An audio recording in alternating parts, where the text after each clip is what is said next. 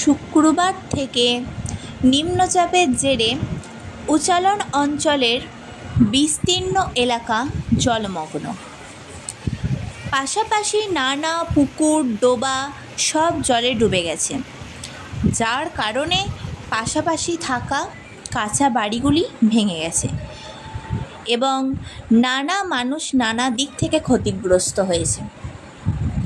চারপাশে থাকা জমিগুলি জলে মগ্ন হয়ে উঠেছে, যার কারণে চাষিদের ফসল নষ্ট হয়ে গেছে এবং পাকা রাস্তার ওপর দিয়েও জল ছুটছে। বিশেষভাবে আগাম প্রস্তুত করে রাখা বিশ্বকর্মা পুজোর প্যান্ডেলও জলের তলায়। এই রকম অবস্থা তৈরি হওয়ায় কোনো ক্রমে চারপাশের বিশ্বকর্মা পুজোগুলো অনুষ্ঠিত হচ্ছে। এমনকি তাই নয়, প্রত্যেক মানুষ এই অবস্থা নিয়ে খুব চিন্তিত হয়ে পড়েছে। দেখুন চারপাশের পরিস্থিতি।